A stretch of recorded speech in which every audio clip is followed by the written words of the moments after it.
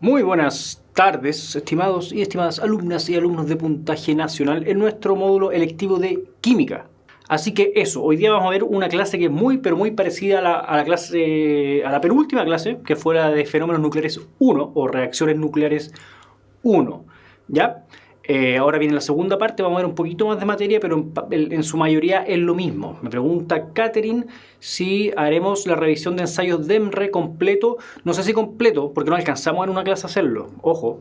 Pero sí vamos a agarrar harto en las clases de resúmenes que se nos viene, vamos a agarrar el ensayo DEMRE de este año. Entonces, vamos con esto. Es muy parecido a la clase pasada. La clase pasada partimos con reactividad nuclear, pero, ojo, no sé si vieron que el martes hicimos una clase recuperativa. En esa clase recuperativa tuvimos que ver otro tópico, que era polímeros. Era una clase que teníamos pendiente de septiembre. Y nos quedaron pendientes también algunas preguntas como esta, que quedó por resolver. ¿Se acuerdan o no? El caucho es un polímero natural cuyo monómero es ese de ahí, que es el 2-metilbutadieno. Ahí está, con sus enlaces dobles y todas sus cositas, sus características. Al polimerizar, los enlaces dobles se transforman en enlaces simples y el enlace entre los carbonos 2 y 3 se transforma en enlace doble. Al respecto, ¿cuál de las siguientes opciones corresponde a un segmento del polímero? ¿Qué me dicen acá? Esto lo vimos el miércoles, perdón. No, dije martes. El miércoles tuvimos nuestra clase recuperativa de polímeros, que también se está subiendo en este momento, donde abordamos este tema. Diana me sopla que la sé. Veamos, ¿qué pasó? Primero, en este caso, las polimerizaciones son simplemente ir juntando un monómero con otro, ir pegando, copiar y pegar uno detrás de otro, pero en este caso nos informan que hay una transformación previa a este copiar y pegar. Entonces lo que tenemos que hacer es buscar qué es esa transformación. Ahí tenemos nuestro monómero original, antes de la transformación. Entonces ahora hagámosle caso a lo que nos dice, ¿cierto? Tenemos una cadena de 4 carbonos con una ramificación, ¿cierto? Ahí está el butano en este caso, porque todavía no le pongo los enlaces dobles. ¿Por qué? Me dicen que los enlaces dobles desaparecen, ¿cierto?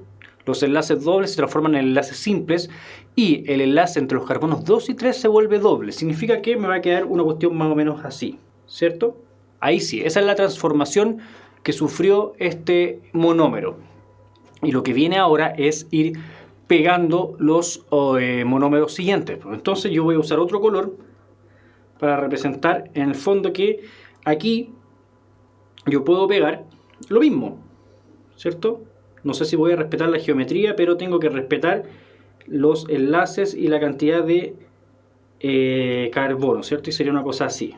Entonces voy a tener esta forma y así voy a ir pegando sucesivamente y tengo que ir buscando aquí uno que me esté respetando esta lógica de un enlace simple, un enlace doble, ramificación, enlace simple, enlace doble. Entonces, busquemos lo que nos dice Diana, por ejemplo, que es la C.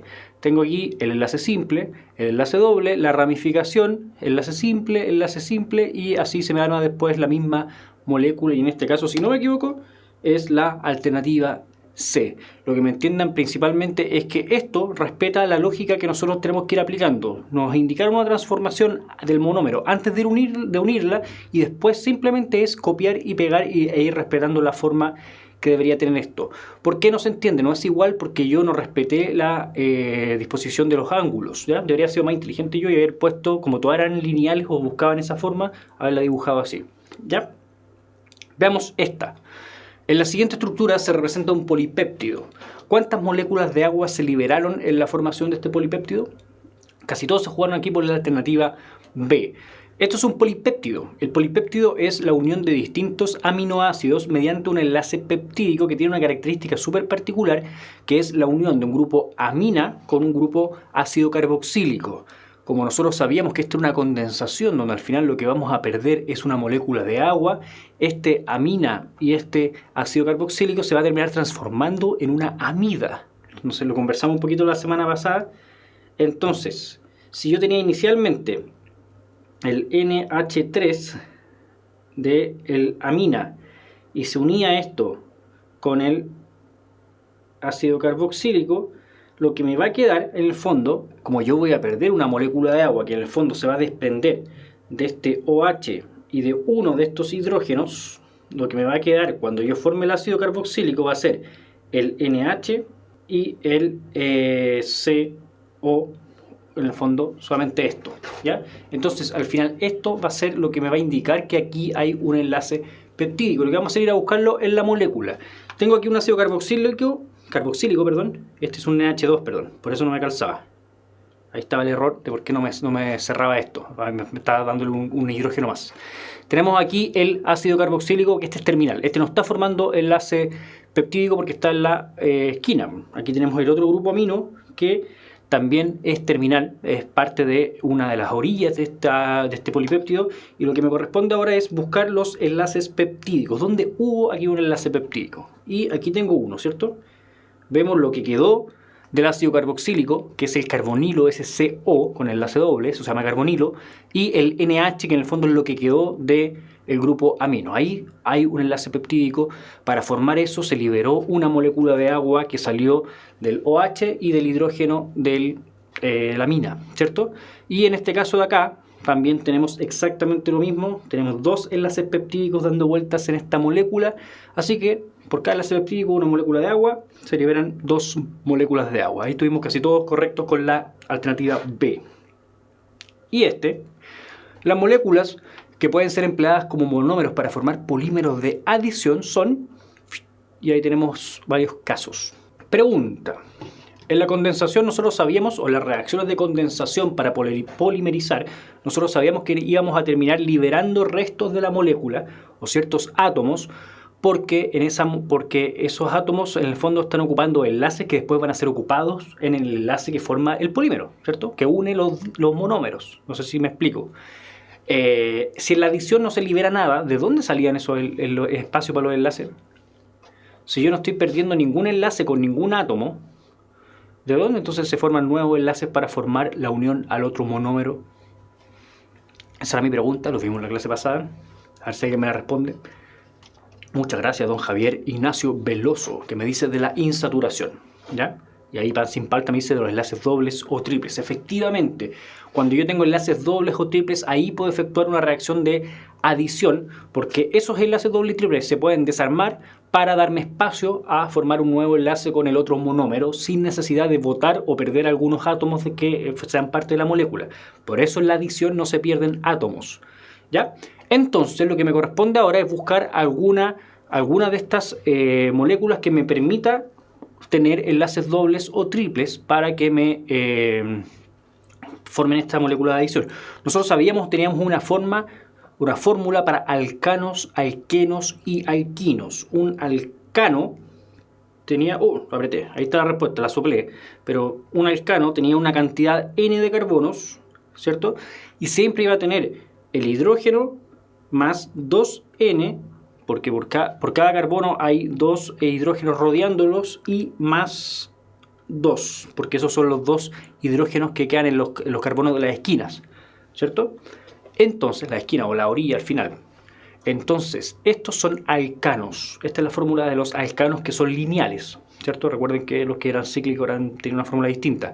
Pero esta molécula, si tiene esta fórmula, no me permite formar enlaces dobles, porque está completamente saturada de hidrógenos. Entonces, si nosotros estamos buscando insaturaciones, no me van a servir aquellos que tengan esta fórmula. Los que me pueden empezar a servir son los alquenos, que nosotros sabemos que tienen esta forma CnH2n, así nomás, ¿cierto?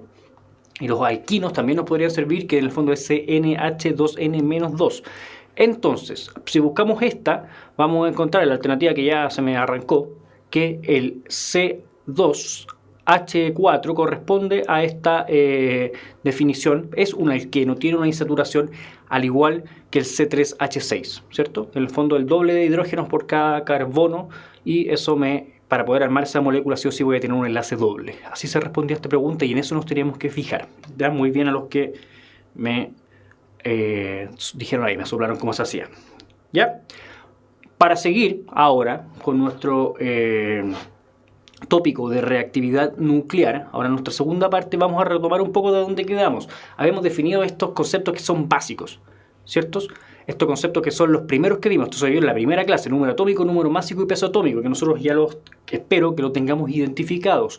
También isótopos, isóbaros e isótonos. Esto ya nos da una pista, cuando yo les pasaba esto, de que los núcleos no eran tan estables o tan fijos como uno decía en un principio. ¿Se acuerdan que yo en las primeras clases les decía, chiquillos, no se preocupen de los protones y los neutrones, si son los electrones nomás los que reaccionan? Bueno, la gente del módulo común se va a quedar con eso nomás, porque en el módulo común nosotros solamente veíamos cambios desde el punto de vista electrónico. Todas las reacciones que nosotros veíamos eran para alcanzar una mayor estabilidad electrónica. Pero esto era sospechoso. Era sospechoso darnos cuenta de que ya teníamos, por ejemplo, isótopos, que eran átomos del mismo elemento, pero que no tenían la misma cantidad de neutrones o de protones, ¿cierto? Su número másico no era el mismo, perdón, no tenía la misma cantidad de neutrones, perdón. Sí tenía la misma cantidad de protones, son el mismo elemento. Pero, en el fondo, eso ya nos da una pista de que algo ocurre con los elementos también desde un punto de vista nuclear. Hay un movimiento, ¿ya? Y ese movimiento es el que hemos visto en estas clases. Isótopos, isóbaros e isótonos, conceptos que hay que tener sí o sí para nuestra PSU, ¿ya?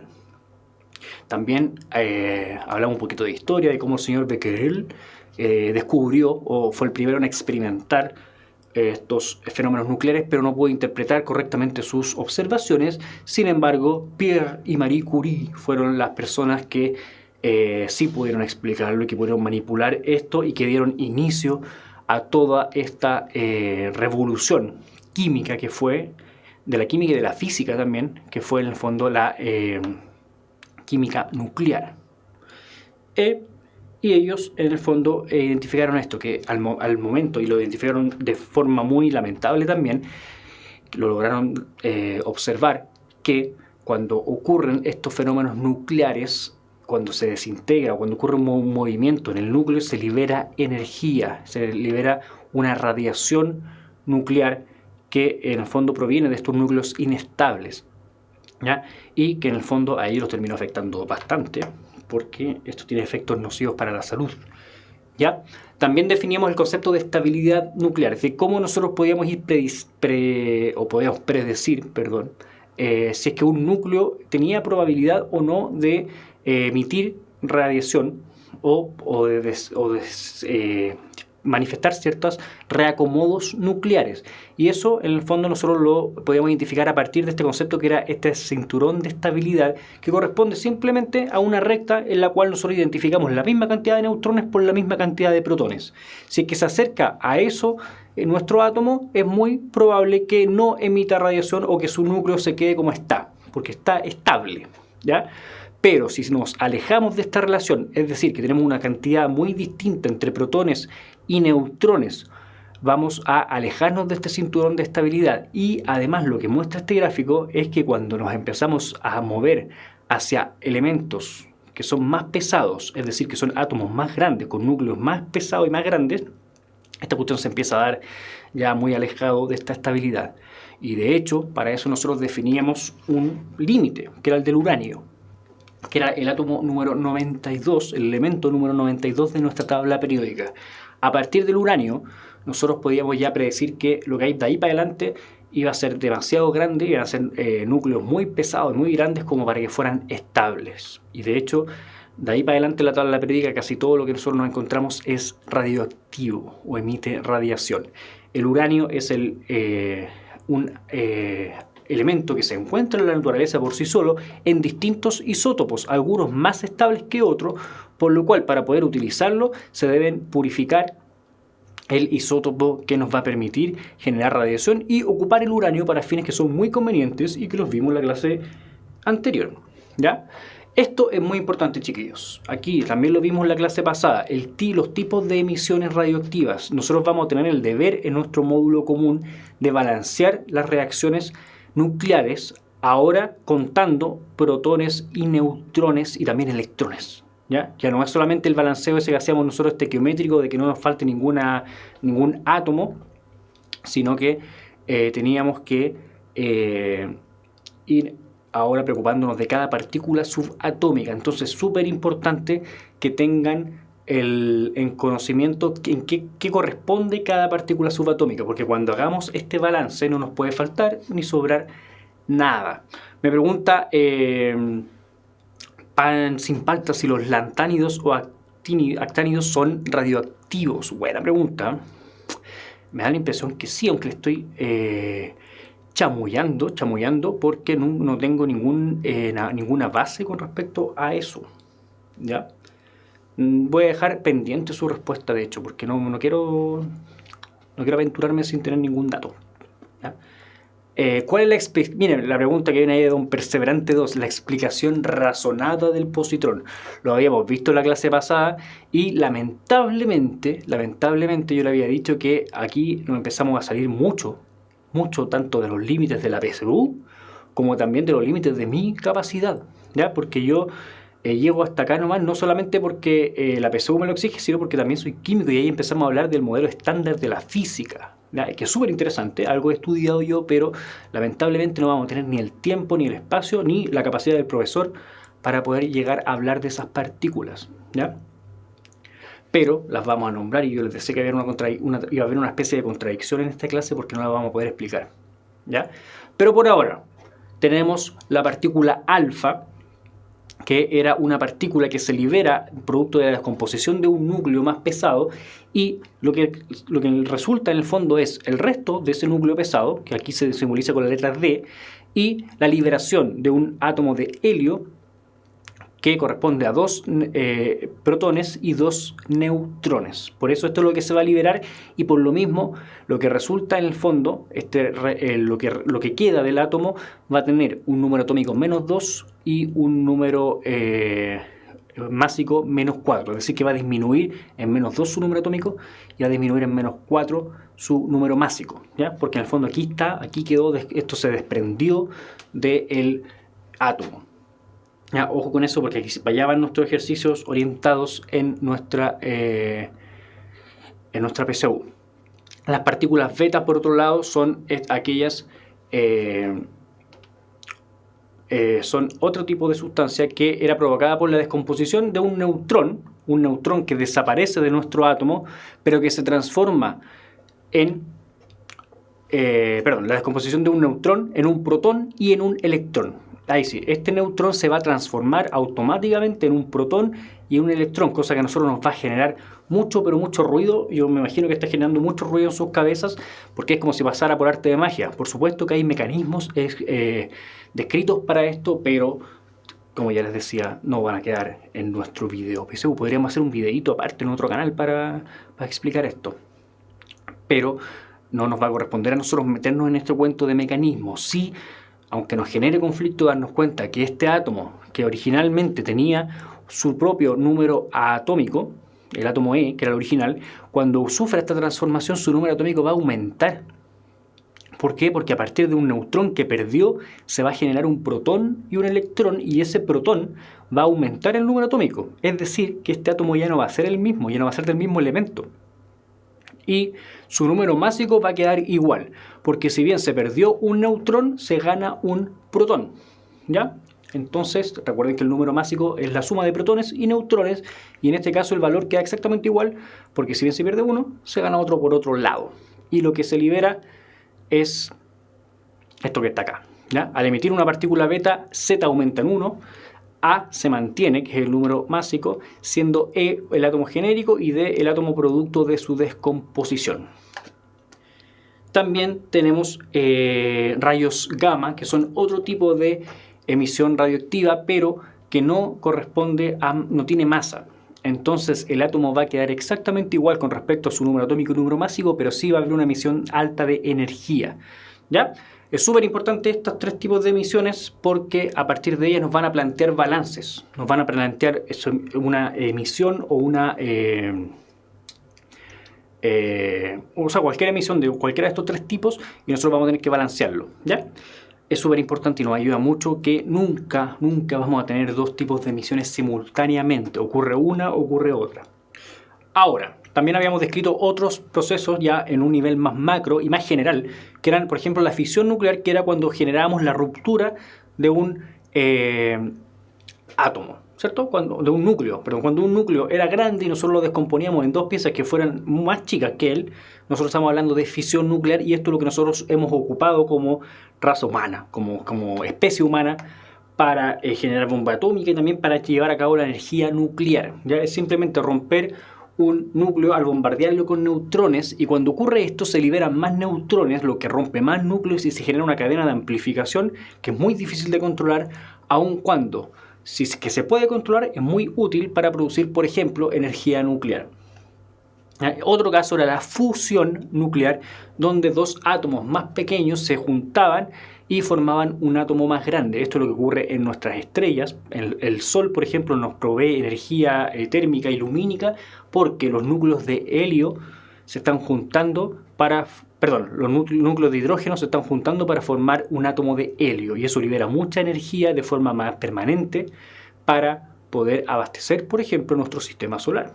Esto no lo hemos podido aprovechar en nuestra Tierra porque la energía que se necesita para echar a andar este proceso es muy alta. Aun cuando libere más energía todavía, lo que tenemos que invertir para poder llevar a cabo este proceso desde un punto de vista de temperatura es muy, pero muy alta. También habíamos visto este concepto que también nos lleva sí o sí a preguntas PSU, ¿ya? Que era el tiempo de vida media, o en el fondo este concepto de decaimiento radiactivo, cómo dejaba de emitir radiación una sustancia. Y para poder ir clarificando este proceso de decaimiento radioactivo, lo que nosotros hacíamos era recurrir a este concepto de tiempo de vida media. Nosotros nunca íbamos a despejar cuánto tiempo demoraba en dejar de emitir radiación una masa de una sustancia radioactiva. Nunca llegamos a cero.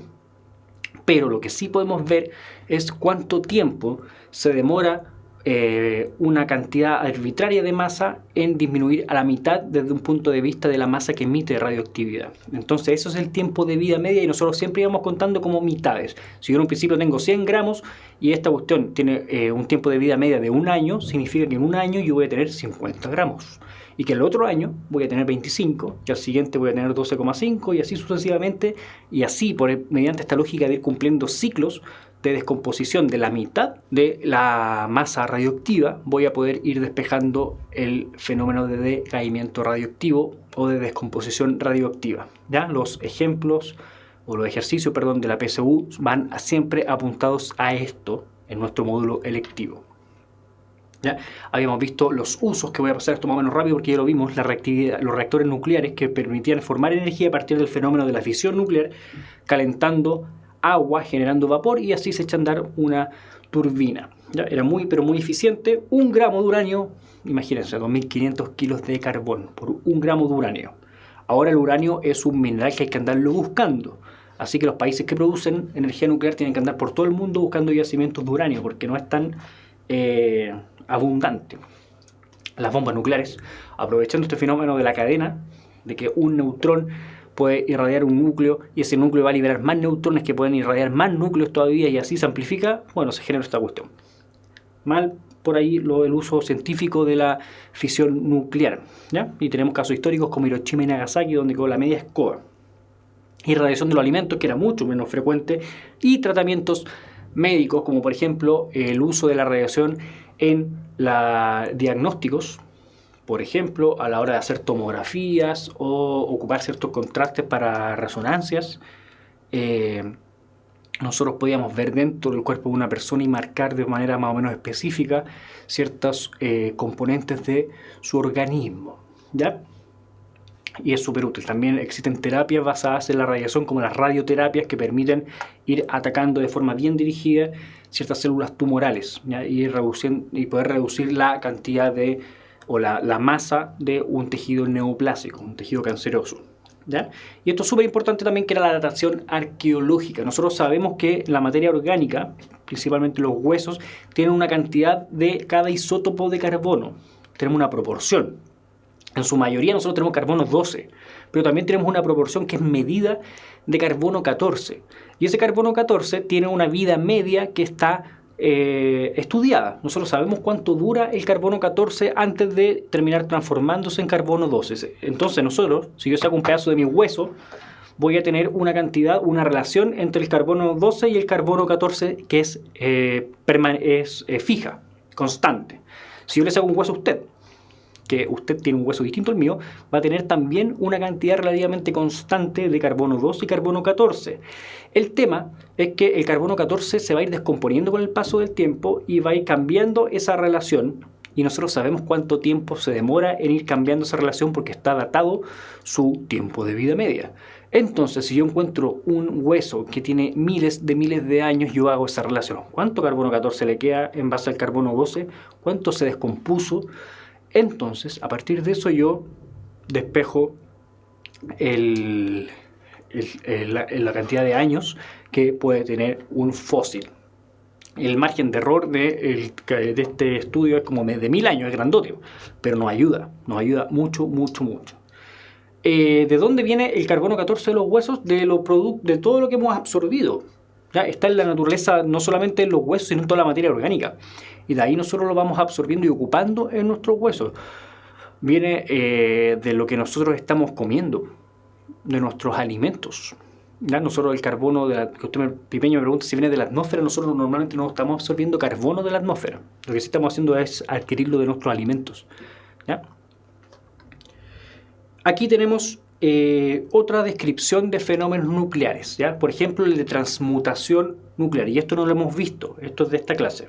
Cuando un núcleo no se encuentra dentro de este cinturón de estabilidad, va a hacer todo lo posible para meterse en él, ¿ya? Si es que está muy lejos de esta relación perfecta entre neutrones y protones, va a llegar a algún acomodo para poder buscar esa igualdad, ¿cierto?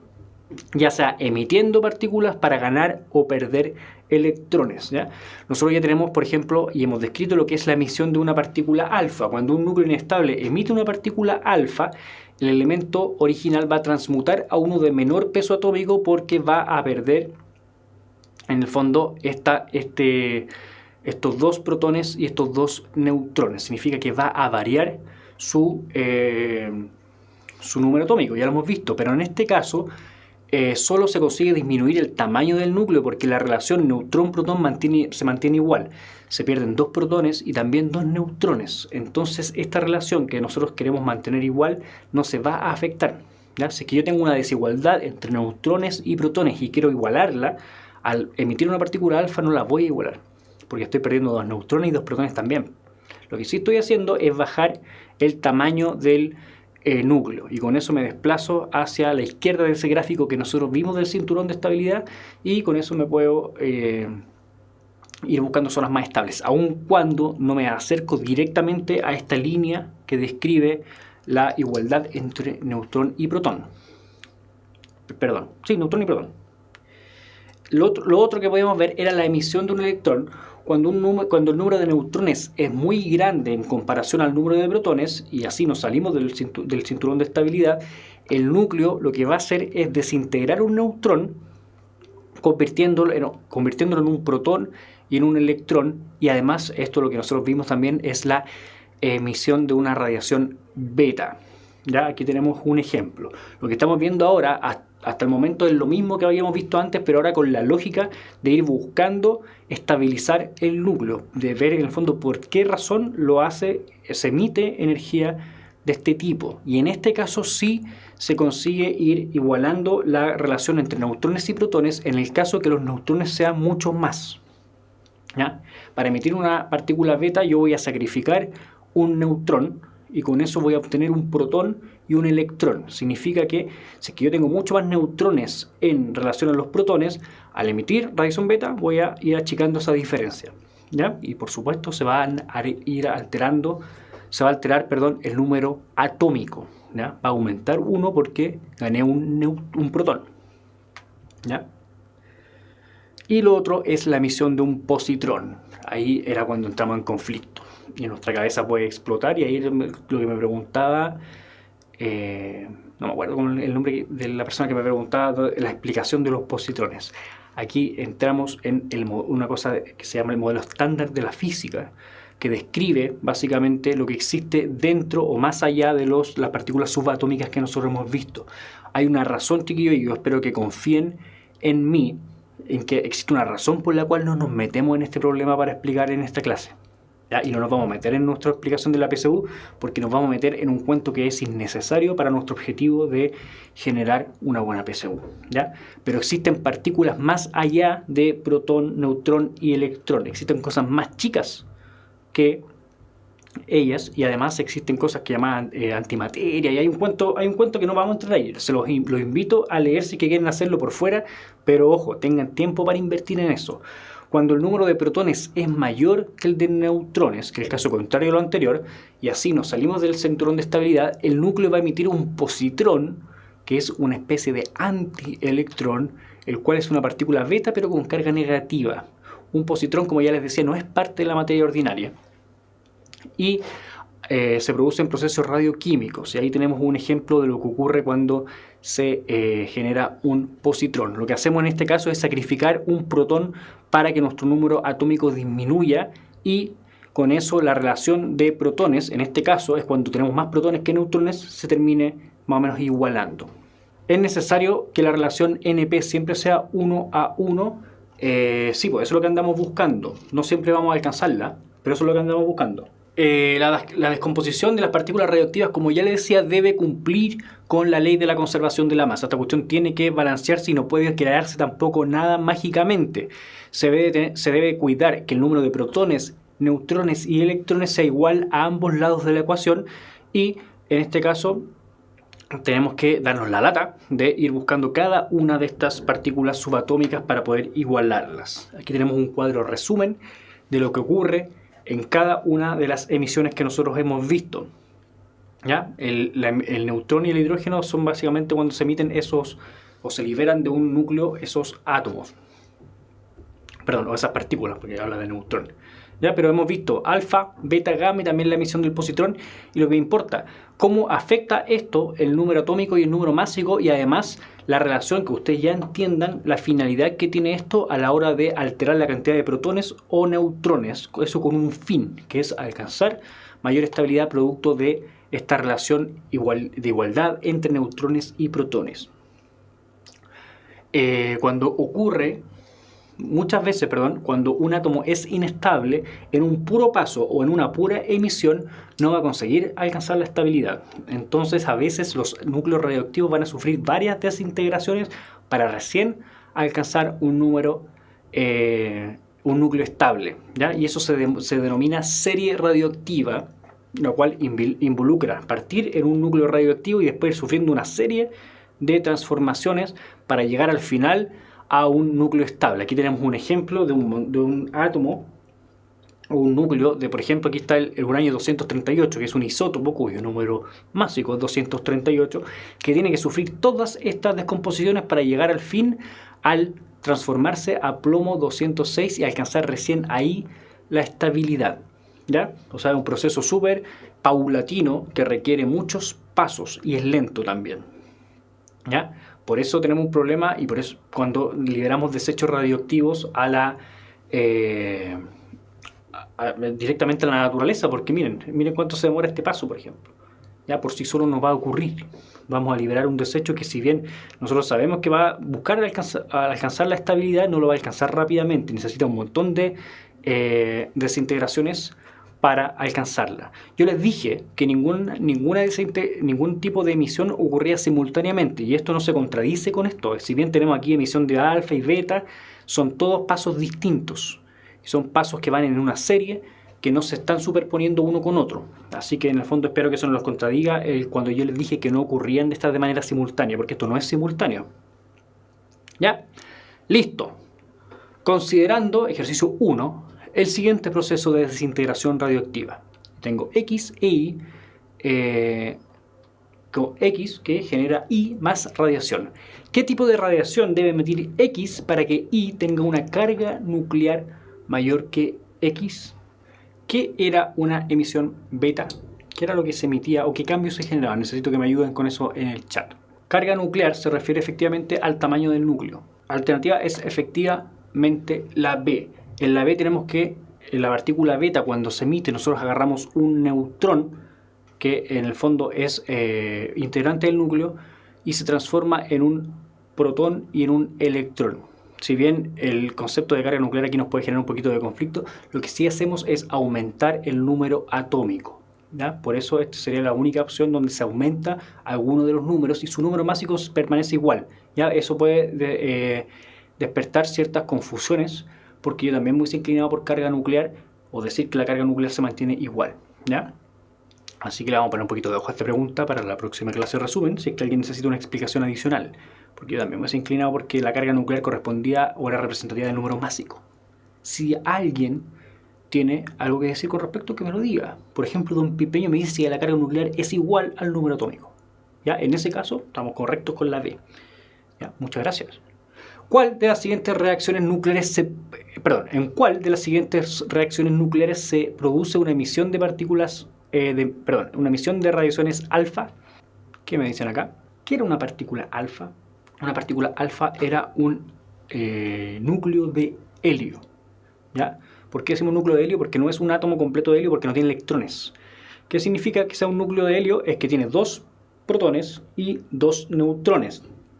Por lo mismo, su número atómico es 2 y su número másico es 4. Cuando nosotros busquemos una emisión de una partícula, partícula alfa o una emisión de radiación alfa, lo que tenemos que buscar simplemente es el átomo de helio con esta característica que está acá, ¿cierto? Así que casi todos nos fuimos por la A, ¿ya? En una reacción nuclear, y aquí la tenemos planteada, aquí tenemos uranio, la liberación de un neutrón, se obtiene este bario, kriptón, si no me equivoco, y una partícula X. ¿A qué corresponde esa partícula X? Nos pregunta esta ejercicio. Tenemos 235, que era uranio, y teníamos el 92, que corresponde a su número atómico. ¿Cómo les recomiendo yo responder este ejercicio? Hagamos este siguiente balance. ¿Cuántos protones y cuántos neutrones tengo en los reactantes? ¿Ya? Protones, tengo 92 en el uranio y en este neutrón no hay ninguno, ¿ya? Así que tengo 92 protones, ni uno más ni uno menos. ¿Y cuántos neutrones tengo? Me pregunto yo. Si es que alguien me ayuda. ¿Cuántos neutrones tengo en los reactantes? Yo lo voy sacando al ojo. 35, 100. Yo ya lo tengo en la cabeza. ¿Alguien me puede decir rápidamente? Yo lo acabo de sacar al ojo. Me puedo equivocar, sí. ¿Cuántos neutrones tengo en los reactantes? En el uranio yo tengo 235, que corresponde a la suma de neutrones y protones, ¿ya? Pero tengo 92 protones. Entonces los neutrones del uranio corresponden a 235 menos 92. Entonces ahora voy a tener que sacar esta relación. Si es que no me falla mi ojo, tengo 135, 143, que es el resultado de esto. Pero, ojo, que yo les pregunté cuánto hay en los reactantes. Tengo 143 neutrones en el uranio, pero anda un neutrón aquí dando vueltas también. Entonces, en los reactantes tengo 144. No sé si me acompañan con eso. 143 viene el uranio, pero hay un neutrón que está ahí. De hecho, su número atómico es 0 porque no tiene protones, y el número másico es 1 porque la suma de neutrones y protones es 1, ¿ya? Y lo que tengo que hacer ahora es buscar la misma cuestión. ¿Cuántos protones tengo hasta aquí, sin considerar la X? Yo sé que en total debo tener lo mismo, debo tener 92 y 144. Tengo que respetar ya lo que tenía ya, tiene que ser lo mismo aquí. El tema es ver de dónde aparece. En el bario y en el kriptón yo tengo 56 protones y 36 protones. Se lo ven ahí, en el bario y en el kriptón, bario y kriptón. Entonces hago esta relación, esta suma, y tengo 92. ¿Qué quiere decir esto? Que estos dos átomos ya me suministran la cantidad de protones que había en los reactantes. Es decir, que X no es un protón, o no tiene ningún protón, ¿ya? Y ahora me corresponde ver cuántos neutrones tengo. ¿Cuántos neutrones hay entre el bario y el kriptón? Me pregunto yo. Sus números másicos suman, los dos números másicos son 142 y 91, ¿ya? Esto es la suma de protones y neutrones, tanto del criptón como del bario. ¿Qué quiere decir esto? Que tengo 3, aquí también da 13, 233 es la suma de sus números másicos. Ahora, esos números másicos involucran tanto protones como neutrones. Si yo quiero saber la cantidad de neutrones, tengo que agarrar ese 233 y restarle la cantidad de protones que la tenía acá abajo, que era 92. Yo sé que me estoy dando una vuelta innecesaria porque ya la resolvieron algunos, pero estoy explicando a dónde vienen estos resultados. Entonces, cuando haga ahora esto, 3 menos 2, 1, 3 menos 9, le voy a prestar 1, 13, 4, 1, 141. Esta es la cantidad de neutrones que yo tengo entre el bario y el criptón. El tema es que me faltan 3 neutrones, porque tenía 144 el reactante y ahora tengo solamente 141 entre estos dos. ¿Dónde están los 3 neutrones? Aquí, ¿ya? Entonces, si yo necesito 3 neutrones solamente y aquí tengo 3 partículas de X, significa que X es simplemente un neutrón. ¿Ya? ¿Estamos de acuerdo? Lo que habían dicho en la C. Esta. ¿Cuál de las siguientes ecuaciones origina una reacción en cadena? Esta era fácil, esta es rápida, una pregunta que nos puede ayudar a evitar perder tiempo en la PSU. Don Ernesto ya se lo está jugando ahí. Necesito que me digan en el chat cuál es la condición que yo necesito para generar una reacción en cadena. Si usted anda buscando una reacción en cadena que a lo mejor no es una reacción nuclear, otro tipo de reacción, ¿qué buscaría si es que quiere ver si esto es en cadena? En un caso general, no solamente en la reacción nuclear. Por ahí don Ernesto me dice que libere neutrones. Eso es en el caso de la reacción nuclear. Pero si yo les digo o les pusiera la lógica de una reacción desconocida, que no sé si es nuclear, y les digo, ¿qué debería buscar yo para plantearme una reacción en cadena? Una reacción en cadena, o una de las condiciones que se necesita para una reacción en cadena, es que en los productos se libere lo que yo necesito para volver a echar a andar la reacción. ¿Ya? Y ahí está muy bien lo que me decía don Ernesto, que corresponde a los neutrones. En el caso de esta reacción, que es nuclear, yo necesito neutrones para poder bombardear el núcleo. ¿Ya? A partir de esos neutrones, yo echo a andar la reacción. Entonces, si producto de la reacción yo genero más neutrones, estoy generando una cadena. Ya estoy en el fondo generando como un loop, ¿cierto? Y ese loop es una amplificación, es una retroalimentación de este proceso. Por lo mismo, los que se fueron con la alternativa A están correctos porque yo necesito un neutrón que está ahí a la izquierda para echar a andar esto, y en el producto tengo 3 neutrones más. Significa que este botón se va a ir amplificando, pero este principio no aplica solamente a las reacciones nucleares. ¿Ya? Podría aplicar, por ejemplo, una reacción radicalaria, que es otro tipo de reacción donde yo genero los productos, lo que necesito para los reactantes. ¿Ya? Por eso esa lógica es la que yo buscaría en esta pregunta. ¿Qué alternativa de esta me genera en los productos lo que yo ando buscando para iniciar la reacción? ¿Ya? Así, pero estaban todos bien con lo que dijeron la letra A. Dada la siguiente serie de desintegraciones radioactivas, partimos del uranio 238. ¿Cuál de las siguientes opciones presenta correctamente los números másico y atómico de Z? Ahí está Z. Tenemos una serie radioactiva donde tenemos 4 átomos distintos. El primero, que es el uranio 238, que sufre una emisión de una partícula alfa y se transforma en X. Pregunta inmediatamente, pónganme ahí en el chat. X, número atómico y número másico. ¿Cuál sería el número atómico y número másico de X? Si es que sufre una emisión de una partícula alfa. ¿Qué era una partícula alfa? Era una emisión de un núcleo de helio, ¿cierto?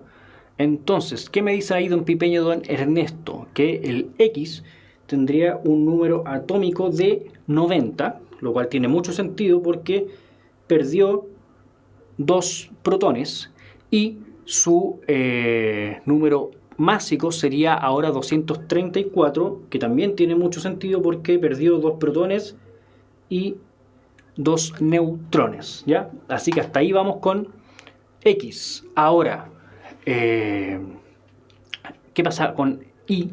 Si es que este átomo que teníamos aquí, que tenía 90 y 234, ahora sufre la emisión de una partícula beta, ¿En qué número atómico y número másico quedaría? ¿Ya? Teníamos concordancia con Alexander y Diego, ¿eh? Estamos de acuerdo en el número másico y atómico de esto. ¿Qué pasa ahora con I? Con I se agrega un protón, me dice Des Brown, y en el fondo casi todos me están diciendo lo mismo. Se agrega un protón. ¿Qué quiere decir esto? Que el número atómico aumenta de 90 a 91 y el número másico se queda exactamente igual, porque si bien yo gané un protón y también se liberó un electrón, lo que hicimos fue sacrificar un neutrón para eso. Entonces tenemos 234, quedamos igual con el número másico. Si bien cambió la cantidad de neutrones y de protones, disminuyó un neutrón y aumentó un protón, así que queda esto igual. Y pasamos a la siguiente. ¿Qué pasa con Z? Número atómico y número másico de Z. Ya todos ya cacharon cuál era la respuesta. Lo veo bien. Pero díganme cuál es el número atómico y el número másico. La misma lógica. Se pierde un neutrón de I, pero ese neutrón se transforma en un protón. Así que aumentamos el número atómico 92 y el número másico queda exactamente igual. Si bien pierdo un neutrón, gano un protón, así que el número másico no se altera. 92 y 234, como me dice ahí pan sin palta, alternativa B. ¿Estamos todos de acuerdo? Alternativa B. ¿Ya? Aquí tenemos un ejemplo de... Oh, ¿qué pasó con esta? O sea, nos venía marcada esta alternativa, que fome, pero... Bueno, la anterior era un ejemplo de partículas de una serie radioactiva, ¿ya? También nos ocuparon en un modelo de EMRE una serie radioactiva para poder ocupar esos conocimientos, ¿ya? Era una serie de distintas emisiones. Aquí, lamentablemente, se nos marcó la alternativa, pero ¿qué nos decía? Irradiando átomos de un elemento X con partículas alfa, se puede obtener oxígeno 17 con la liberación de un protón. De acuerdo a esta información, el elemento X corresponde a, y necesito, ya que está marcada la alternativa, que me marquen, que me envíen la reacción. Póngame la reacción, hagan la flechita con dos guiones y un signo mayor que. ¿Ya? ¿Cómo sería la reacción de esto para plantear bien el ejercicio? Ya que la alternativa estaba marcada.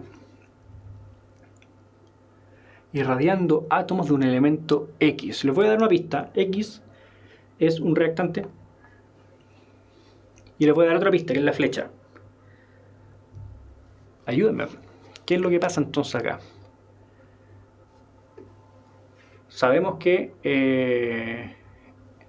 el elemento X ya corresponde a nitrógeno 14 porque hubo un spoiler involuntario aquí. Nos soplamos nosotros mismos la respuesta. Pero... en el fondo aquí está, don Diego Zavala me ayudó con lo que ando buscando. Ernesto, ¿estamos de acuerdo o no? Ya, perfecto. Bien, ahí Pipeño también. Súper bien, lo que me están poniendo en el chat en este momento es la reacción planteada. Y la reacción planteada tenía una dificultad y a lo mejor nos podía confundir. Aquí, irradiar los átomos del elemento X con partículas alfa significa que las partículas alfa también fueron parte de los reactantes. Nosotros hemos visto las partículas alfa como la liberación de ellas o la emisión de ellas como productos. Pero aquí tenemos que en este caso se está irradiando al X con partículas alfa, por lo cual yo tengo esta partícula alfa en los reactantes y nosotros sabemos que la partícula alfa es un núcleo de helio con dos protones y dos neutrones, por lo cual su número másico es 4. Y a partir de ella se obtiene el oxígeno 17 más un protón, ¿ya? Que sería esto de acá. Protón. Vamos a poner aquí el 1 y el 1 que es número másico y número atómico. Ahí sí. ¿Ya? Entonces, ahora yo tengo que hacer el balance y el balance lamentablemente nosotros ya sabemos que nos da. Pero tenemos que ir contando cuántos protones hay aquí dando vueltas. Tenemos 9 y tenemos 9 más la diferencia aquí de neutrones, ¿tá? Que serían 6, y eso mismo nos tienen que dar al otro lado para poder ir despejando la naturaleza de ese átomo. En este caso estaba ya dada la respuesta, lamentablemente. Ya, ahí está. Eso es lo que vimos hoy. Nos quedan, chiquillos, las clases de resumen. Estén muy atentos. Vamos a hacer un resumen común y después un resumen electivo. Ustedes que me imagino que están viendo el electivo es porque van a dar esa prueba y necesitan ver ambos. Ojo con eso porque nos vamos a cargar ahí a los ejercicios del modelo de EMRE de este año. No sé si cuántas clases nos quedan debido al cambio, pero a nosotros, al menos en nuestra programación original, nos quedan 2. ¿Ya? Por favor, estén muy atentos a los horarios por redes sociales para que podamos ir poniéndonos de acuerdo, ¿ya? Porque todavía no hemos salido de nuestra contingencia nacional, ¿ya? Que estén muy, pero muy bien. Nos vemos en la próxima clase. No se vayan a saltar los resúmenes porque tenemos que ver eso para ir afinando conceptos, ¿ya? Si es que usted sintió por alguna razón que yo dejé algo mal dicho o que algo quedó por pasar o se me olvidó o no lo hice bien, por favor comuníquese conmigo, ¿ya? De la forma que usted quiera, mediante los comentarios de los videos, por redes sociales, mi nombre, Eduardo Benavides, en cualquier red social, y me avisa. Así podemos en una de esas corregir, pues aprovechemos el tiempo que tenemos, ¿ya? Nos vemos la próxima semana. Chau, chau.